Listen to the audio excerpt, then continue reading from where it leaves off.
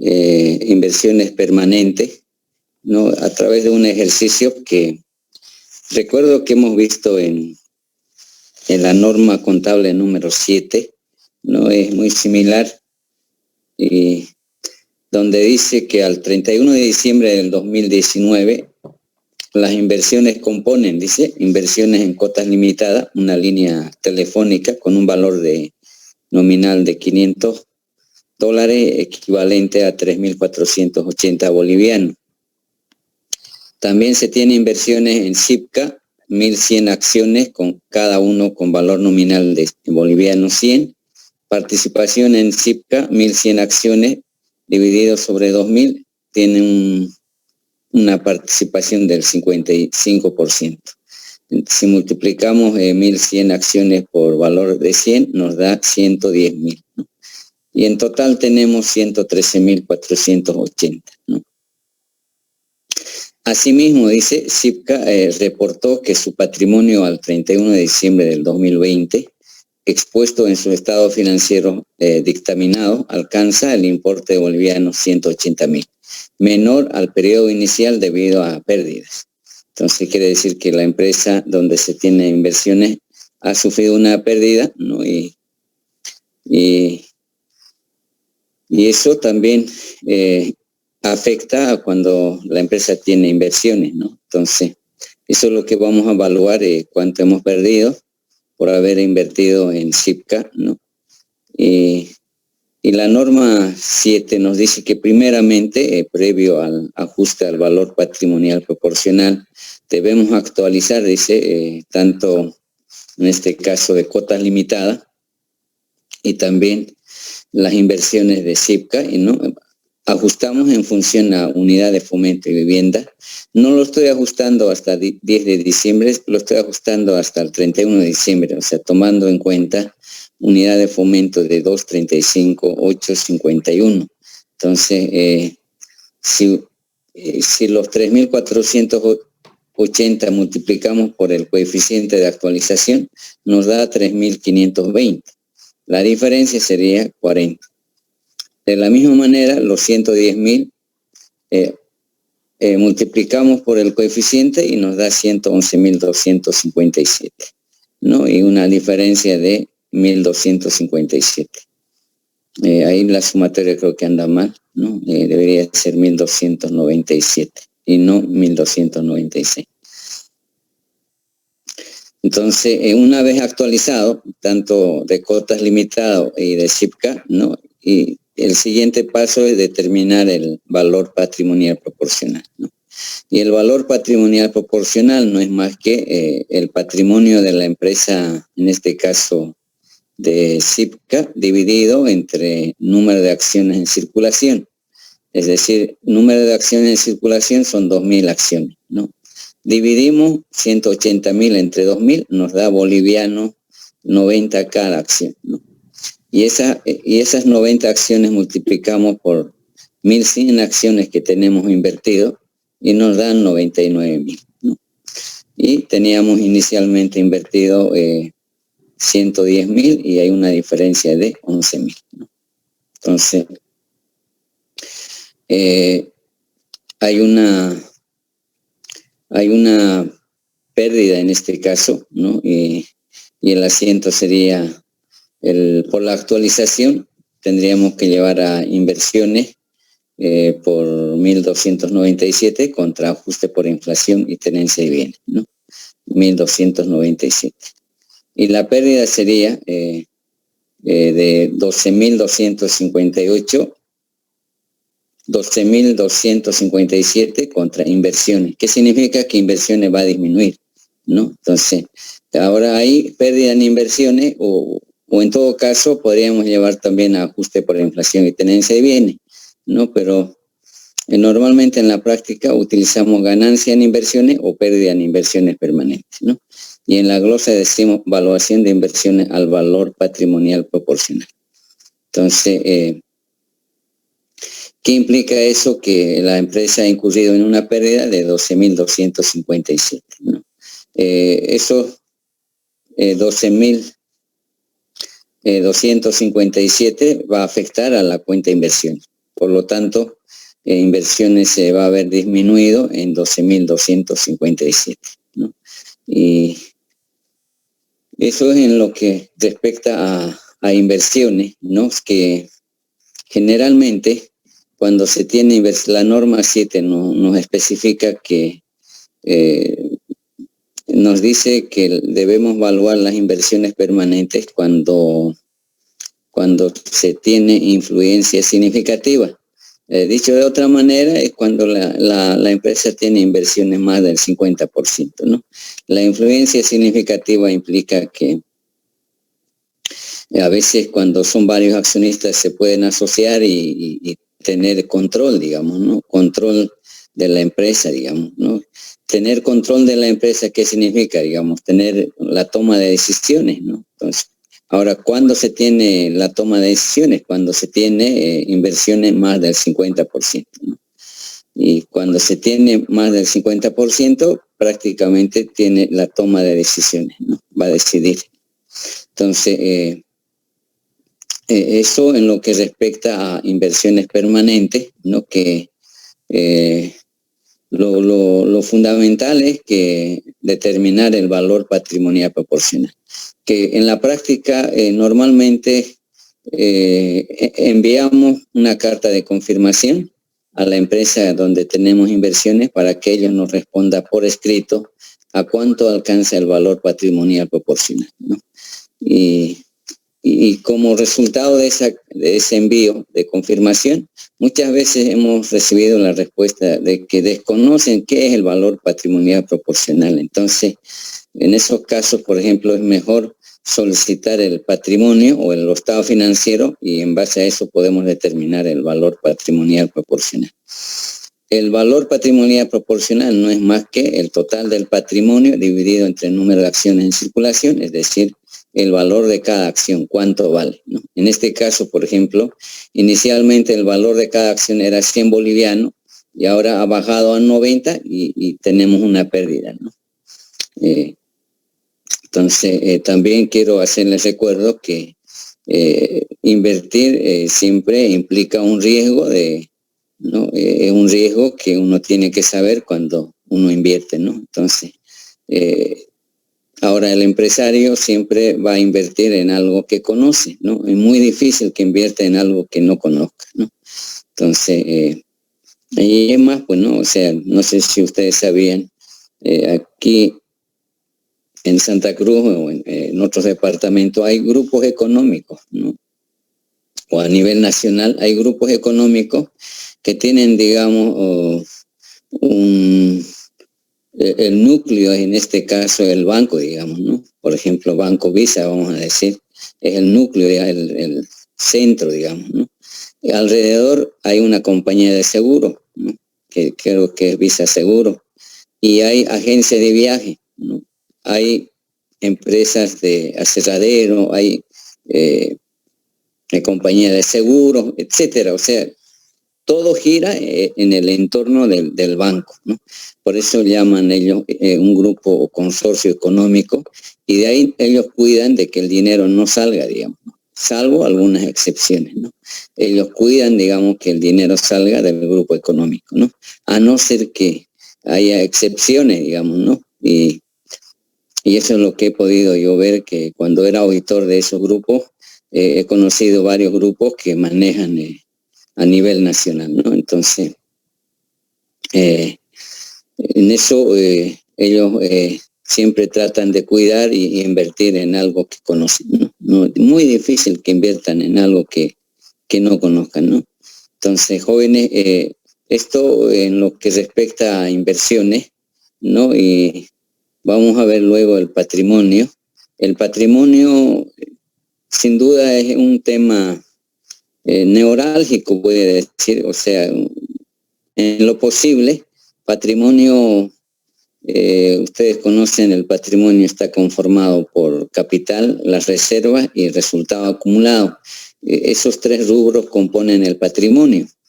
Les decía que es delicado en el sentido de que en lo posible los contadores o los auditores no debemos mover o tocar patrimonio sin autorización del directorio. para evitar problemas en lo futuro, porque normalmente hacen auditoría solo al patrimonio para ver si le han pagado correctamente los dividendos, ¿no? No falta algún accionista o algún socio que contrata auditores para que revisen, por decir, los últimos 5 años. Por decir. Entonces, cualquier movimiento que se haya dado, digamos, dentro del patrimonio, no deja de ser un problema, porque no recuerdo yo que en una ocasión había hecho una capitalización de las reservas contra la pérdida, o sea, para absorber la pérdida. Y en esas auditorías, mire lo que saltó, digamos, ¿no? Que si bien el asiento o la capitalización estaba correctamente, pero no fue autorizado por el directorio. Por eso les digo que siempre es bueno que el directorio autorice y recién, digamos, registrar, digamos, o mover el patrimonio.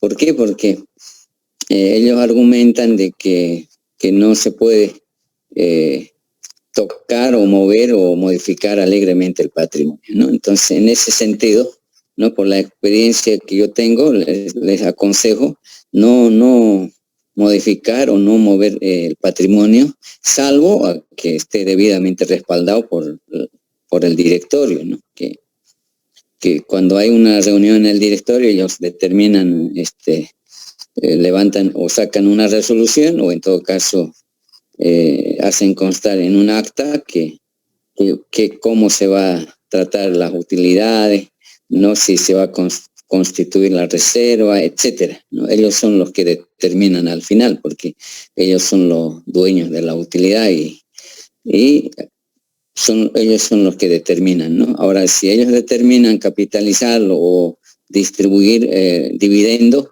entonces tiene que haber una resolución expresa para que los contadores o auditores tengamos que registrar, ¿no? Que haya el respaldo para poder distribuir las utilidades, ¿no? No sé si ustedes sabían, la distribución de utilidades, si bien recuerdo, es el decreto supremo 21660, ¿no? Que establece que las utilidades se deben pagar a fecha efectiva, ¿no? No sé si ustedes han escuchado que las utilidades se deben pagar a fecha efectiva. ¿Qué se entiende, digamos, por fecha efectiva? Cuando la empresa dispone los fondos para su retiro, ¿no? Entonces, ¿por qué hay ese decreto supremo, digamos, donde dice que la distribución de utilidades se debe efectuar a fecha efectiva? Es porque algunos accionistas que están de viaje en el exterior o no viven aquí, y de aquí a unos 6 meses vienen y quieren que les reconozcan el mantenimiento, digamos, ¿no? Entonces, para evitar ese tipo de que se les reconozca o de que se lo actualice, todo eso, esa ley, digamos, ese decreto supremo establece que una vez que la empresa dispone los fondos para su retiro, y si el accionista no lo retira, es responsabilidad de él. O sea, no tiene por qué la empresa asumir ninguna, digamos, obligación de mantener la actualización, ¿no? Y eso es debido a que hay algunas empresas que pagan los dividendos en dólares, ¿no? Por ejemplo, la cervecería en algunos años ha pagado dividendos en dólares, ¿no? Y hay otras empresas también que pagan en dólares. Entonces, si bien en este momento no hay variación, pero puede tener variación el tipo de cambio del dólar y eso ocasionar cambios, diferencias.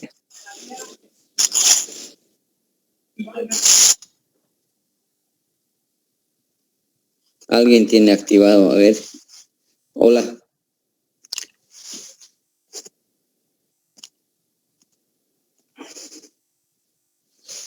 Les decía que el patrimonio, ¿no? Siempre es delicado. Si hablamos del capital, ¿no? El capital está conformado en la SRL, el capital pagado o el capital social que que lo llaman, y en las sociedades anónimas el capital está representado por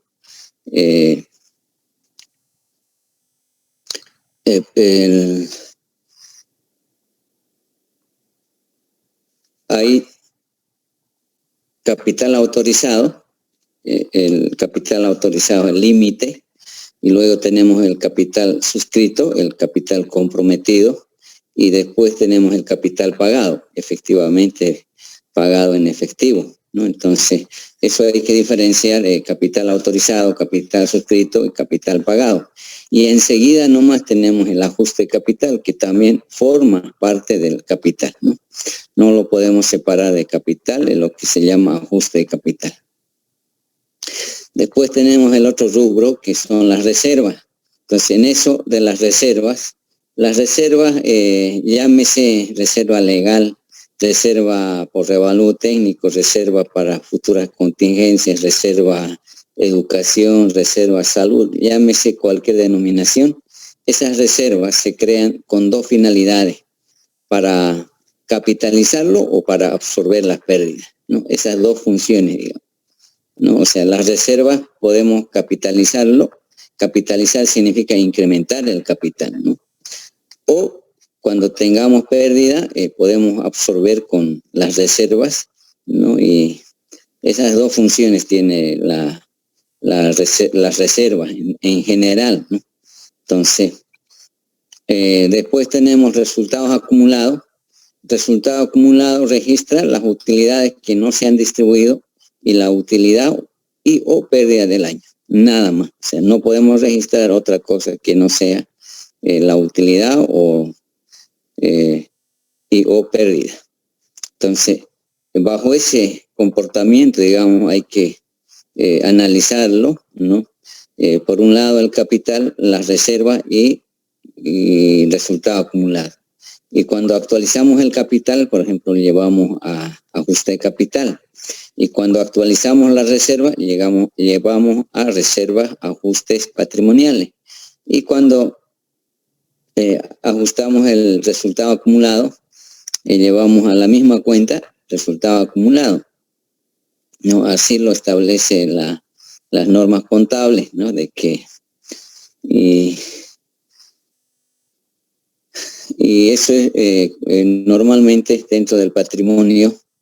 Los auditores queremos comprobar de que todas las cuentas hayan sido ajustadas, ¿no? Correctamente. Es decir, comprobar en auditoría, lo que se comprueba es de que se haya ajustado correctamente el capital, las reservas y resultado acumulado. No sé si ustedes han llevado en alguna materia, resultado acumulado ya no se actualiza, ¿no? Según una resolución normativa del directorio de impuestos nacionales, ¿no? Pero eso es tributariamente, o sea, no es, eso quiero que conceptualicen bien. O sea, tributariamente no lo vamos a actualizar, pero contablemente sí, porque si no actualizamos no nos va a igualar el balance nunca. Entonces, yo ya he hecho algunas pruebas y cuando es de un solo año no resalta, pues, ¿no? Pero ya cuando es de 2 años comparativo, ahí salta la diferencia, ¿no? Recuerdo yo una experiencia en una empresa que la contadora me dijo que no lo iba a ajustar el resultado acumulado porque hay una resolución normativa del directorio. Bien, perfecto, pero cuando ha tenido que elaborar el estado de flujo efectivo, ahí le saltó la diferencia. No le igualaba el balance. Y la diferencia justamente era la no actualización del resultado acumulado negativo.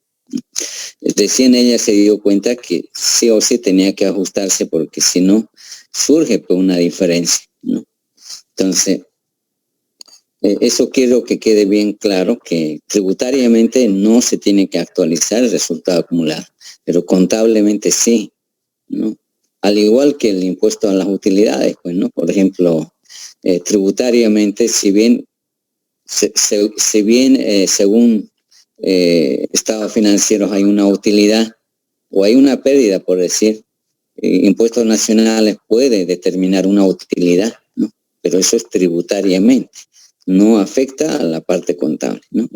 Entonces, de la misma manera, en este caso, resultado acumulado negativo no se actualiza tributariamente, pero contablemente sí. Entonces, eso es importante, digamos, que ustedes, porque cuando uno hace ese tipo de análisis, comparaciones, ahí salta la diferencia. No es por lo que yo quiera, sino el balance nunca va a igualar. Ahora, si no lo ajusto, va a haber una diferencia que va a ir arrastrando. No sé en qué empresa yo ya le había sugerido que debería ajustar y la contadora dijo que no iba a ajustar porque hay una resolución normativa en el directorio que prohíbe ajustar resultado acumulado. Perfecto. No lo ajustó y año tras año ahí tiene diferencia, ¿no?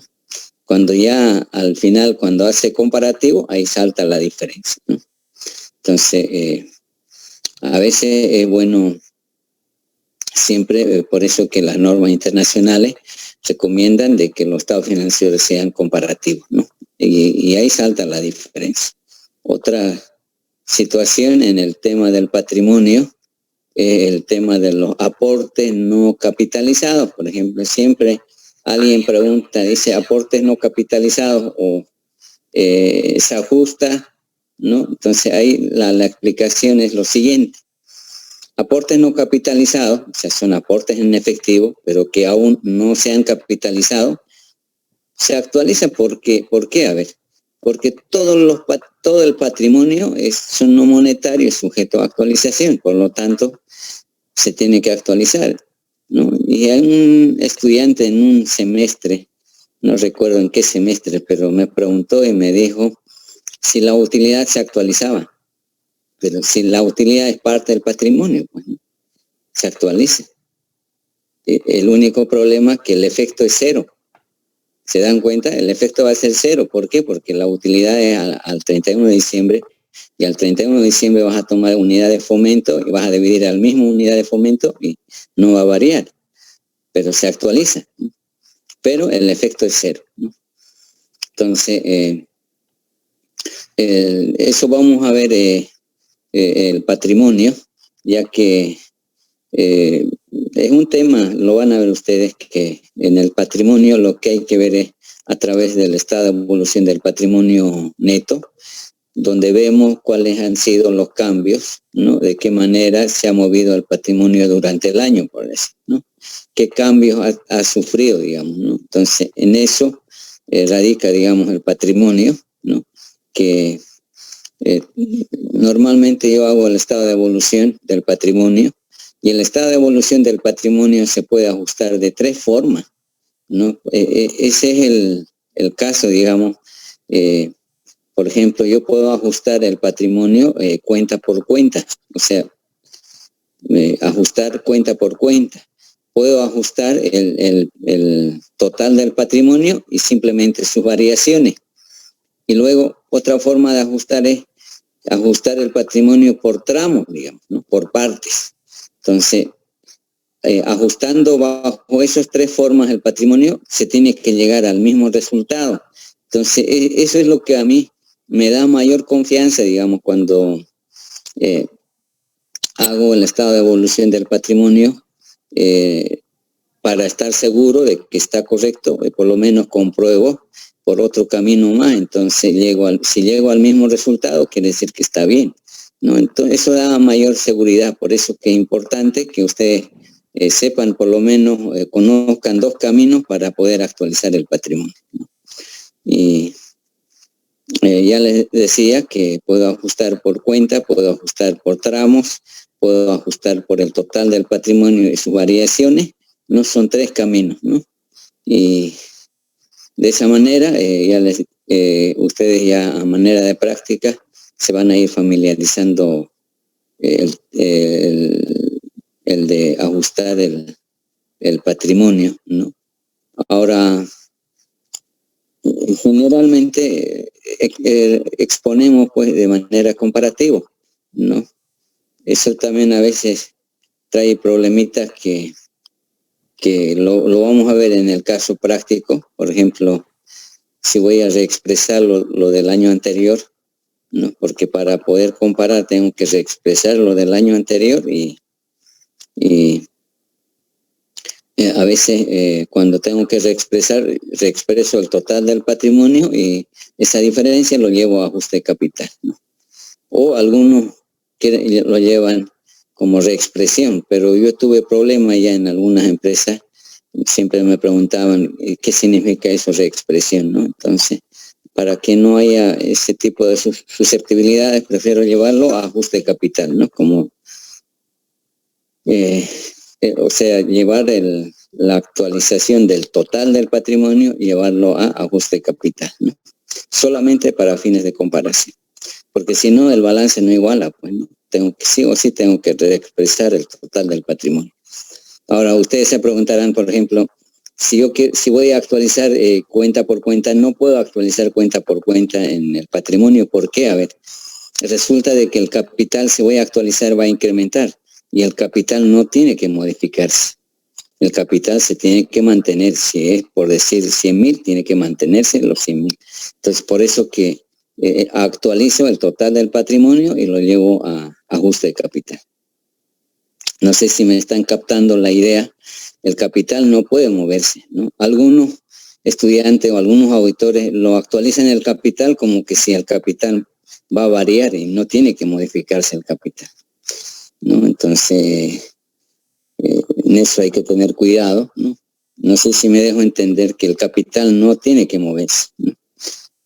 Ahora sí, si hacemos una modificación del capital, ya implica hacer trámite en Fundempresa, etcétera, ¿no?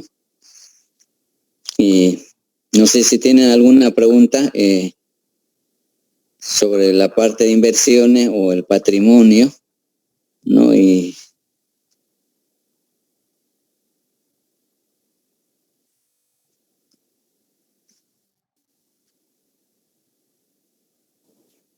Dicen, si tenemos saldo negativo en resultado acumulado, ¿cómo dijo que era para poder saldarlo, para poder bajar eso? Es que el asiento va a ser al revés, pues, ¿no? Si resultado acumulado, digamos, si cuando actualizamos llevamos ajuste por inflación contra resultado acumulado, cuando es negativo es volcarlo al revés, ¿no? Vamos a debitar resultado acumulado contra ajuste por inflación.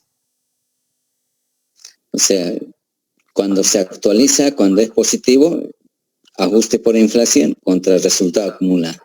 Ahora, cuando el resultado acumulado es negativo, entonces vamos a volcar el asiento.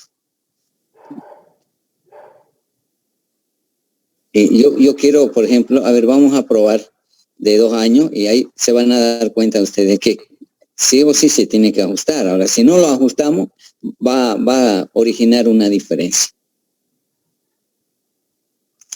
¿no? Entonces, ahí es donde uno se da cuenta que contablemente sí o sí debemos ajustar porque no nos va a igualar el balance, ¿no?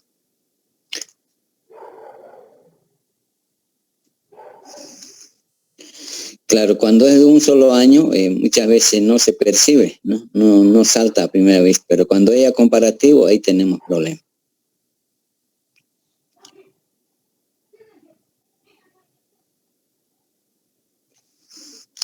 ¿Alguna otra pregunta que tengan?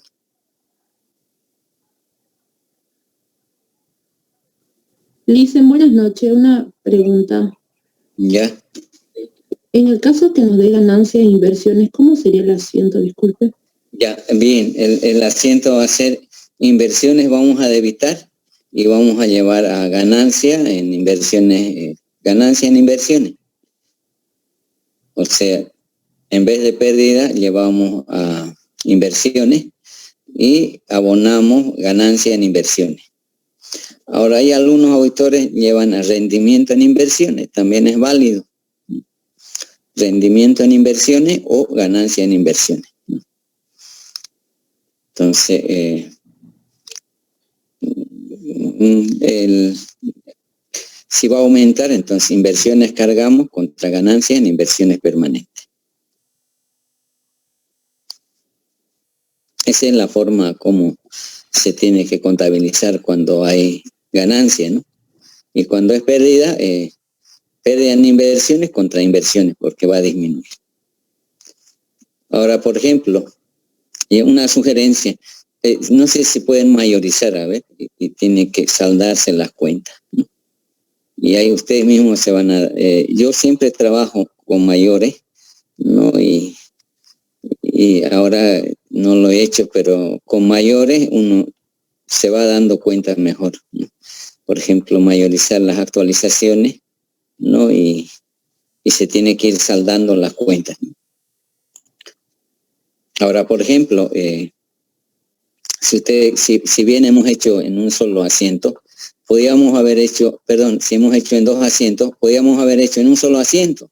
Entonces, esa es una forma de buscar, digamos, ¿no? O sea, siempre tratar de buscar mejor exposición, ¿no? Entonces, ese es el tema de la auditoría, ¿no? La verdad que, a ver, cuando yo les dije en el examen, hagan el análisis comparativo, ¿no? Yo lo que quería sinceramente era identificar las cuentas, ¿no? Como habíamos identificado cuáles eran las cuentas que representaban objetivos críticos de auditoría, o cuáles eran las cuentas que hayan tenido mayor variación, ya sea de incremento o disminución, ¿no? Y también considerar la importancia. O sea, me hubiera gustado, o sea, yo lo planteé el análisis comparativo con esa finalidad de identificar las cuentas que requieren mayor énfasis de auditoría, ¿no? Si alguien me identificaba 5 cuentas o 6, ¿no? Si me decía, de acuerdo al análisis comparativo, estas son las cuentas, mira, yo me sentía feliz, pero la mayoría lo hicieron de manera mecánica, ¿no? Porque el objetivo del análisis comparativo es identificar las cuentas que van a requerir mayor énfasis de auditoría. No sé si me dejo entender, ¿no? O sea, ese era el objetivo, digamos, del análisis comparativo, ¿no? Pero normalmente esperamos que digan, y eso es lo que en la práctica, en auditoría, no hay, pues, ¿no? Nadie les va a decir, hagan esto, o tienen que hacer esto, este procedimiento. No hay, ¿no? Y es más, yo recuerdo en la Contraloría, alguna vez he preguntado, y me dijeron, mire la respuesta que he tenido. ¿Usted auditor? Me dijo. Sí, le dije. Entonces haga su trabajo como debe ser. Me quedé frío, digamos, ¿no? O sea, sorprendido. Porque me dijo si era auditor. Sí, le dije, soy auditor. Entonces haga su trabajo como tiene que hacerlo. Ahí a veces uno se sorprende, ¿no? Y ahí yo me di cuenta que en la Contraloría, si el auditor sabe nadar, sale adelante. Y si no sabe nadar, ¿no? Se hunde, pues, ¿no? O sea, entonces, ahí yo me di cuenta que en la Contraloría no hay auditor A, B, C, o sea, no consideran si es auditor principiante o auditor ya con años de experiencia, no hay eso. Para ellos es auditor y punto. Entonces, ahí he aprendido varias cosas, jóvenes. O sea, por ejemplo, en esa época igual era yo docente y le había mandado una carta a la Contralora de que los días martes y jueves iba a llegar a las 9 de la mañana porque tenía clases de 7 a 9. Y me dijo la Contralora, yo también soy docente, me dijo, pero yo doy en la Católica, me dijo, yo estoy en la estatal, le dije, no hay problema, me dijo, ¿no? Si va a tener tolerancia, me va a recuperar esas 2 horas los días sábado y domingo, ¿no? En horario de no oficina, me dijo. Entonces, fíjense, yo tenía que ir a leer periódico los domingos a la Contraloría, ¿no? A recuperar esas 2 horas. Entonces, y también hicieron el problema de que llegaba tarde, como llegaba a las 9. Y recuerdo que le dijo al de Recursos Humanos que traiga el file personal de Ricardo Vino y vio la carpeta y no había ninguna llamada de atención, ni siquiera donde decía que yo llegaba tarde. y dijo, ¿cómo dijeron que llegaba tarde? Aquí no hay nada en la carpeta, ¿no? Entonces, y es más, o sea, si uno llega hoy en la Contraloría, 1 minuto atrasado, o póngale 5 minutos atrasado, cada minuto en esa época era un boliviano. No, si llegaba 15 minutos atrasado, 15 bolivianos. Si llegaba media hora, 30 bolivianos. Entonces, ahí, por ejemplo, comencé a moderarme, digamos, ¿no? En cuanto a la asistencia, la puntualidad, todo eso. Entonces, ¿qué es política? Pues, ¿no? De la Contraloría. Y en cuanto al trabajo también, recuerdo que en un trabajo no salió, digamos, como debería ser. Creo que fue por el municipio de Valle Grande. Y nos dieron vacaciones, o sea, para ir a completar el trabajo, nos dieron una semana a cuenta de vacaciones y teníamos que ir con nuestros propios recursos. ¿Se imaginan otra vez volver y con los propios recursos, digamos? Y la Contraloría nos reconoce ya, ¿no? Entonces, todos esos aspectos han hecho de que uno tiene que nomás hacer un buen trabajo y no volver, ¿no? Pero esas experiencias hacen de que uno mejore, se capacite mejor, ¿no? Porque de otra manera es muy difícil, digamos, ¿no? Entonces, jóvenes, vamos a ver un caso práctico sobre el patrimonio, ¿no? Y de todas maneras, ustedes también podrían apoyar, a ver, el patrimonio siempre es un aspecto, quizás no es conveniente, digamos, ¿no? Cuidado también, les digo esto porque, mire, un auditor que llegó de Estados Unidos y me dijo, Ricardo, todo ha cambiado en la auditoría. Y yo le hice la pregunta, ¿y patrimonio? Ha cambiado todo. Y sabemos pues que el patrimonio no puede cambiar, jóvenes.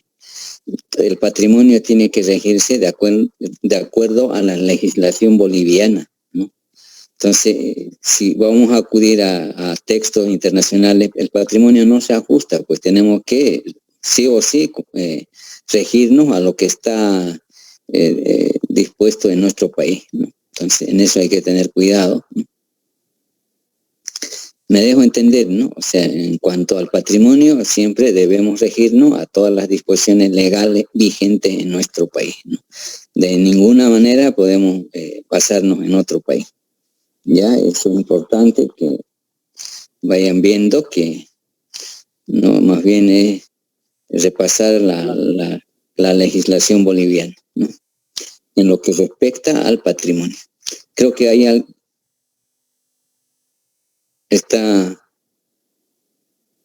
¿alguien tiene pregunta? Dicen una consulta. Sí, ya. ¿Podría darse el caso de que el patrimonio diera saldo negativo si el resultado de la gestión fuera mayor a las demás cuentas del patrimonio? ¿Podría darse? Claro que se puede dar, pues. Pero en este caso, patrimonio negativo, y ya no hay salida, pues, ¿no? O sea, es declararse en quiebra y en bancarrota, y a no ser que se pueda inyectar capital líquido, ¿no? O sea, yo estoy viendo un caso muy similar y no hay salida, pues, ¿no? O sea, la empresa tiene patrimonio negativo. ¿Qué significa eso cuando el patrimonio es negativo, ¿no? Tendría que incrementar los pasivos, ¿no? Y prácticamente cuando el patrimonio es negativo, ahí pues la legislación, el Código de Comercio establece, ¿no? Quiebra técnica. Entonces, no no hay más salida, pues hay dos caminos, ¿no? O sea, declararse en quiebra o inyectar capital. No hay otra forma. Entonces, ese es un tema delicado también, porque he estado haciendo análisis, ¿no? Cómo se puede, digamos, y no hay alternativa, o sea,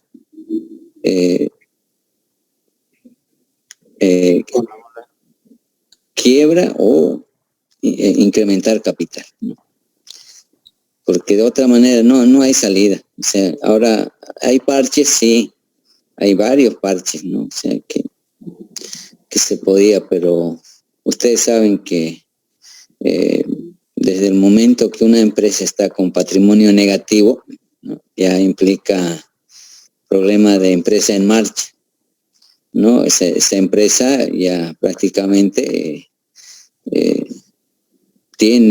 esa empresa ya no tiene proyección futura. ¿Por qué? Porque ha incurrido en patrimonio negativo. Patrimonio negativo se llama eso. Estoy yo viendo ese caso, ¿no? Estoy analizando,